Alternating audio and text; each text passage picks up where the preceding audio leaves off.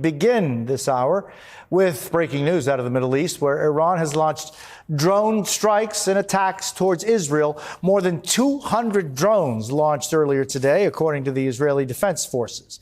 The IDF also says they have intercepted the vast majority of them. Meanwhile, President Biden is back in Washington tonight, where he just spoke once again with Israeli Prime Minister Benjamin Netanyahu after meeting with his national security team throughout the afternoon. No word on the specifics of the call, but of course we will keep you posted as soon as we get any details of that. President Biden has cut short his weekend retreat in Delaware to consult with his national security team on Iran's attack on Israel. NBC's Bree Jackson is with us this evening from Washington. Bree, any update on what the president's call with the Prime Minister of Israel was all about?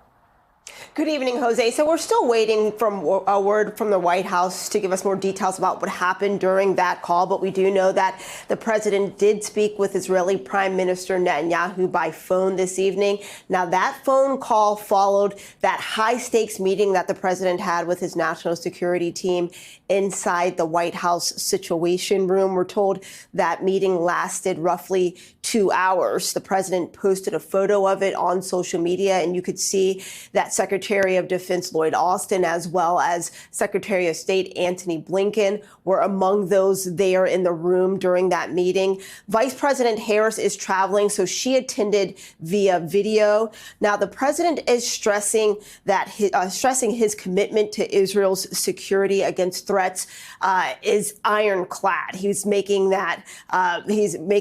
emphasizing that point.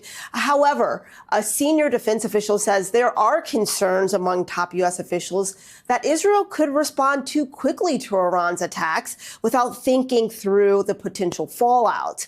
Now, those concerns are partly from the administration's views of Israel's approach to its war against Hamas and Israel's strike on Iran's embassy in Syria earlier this month.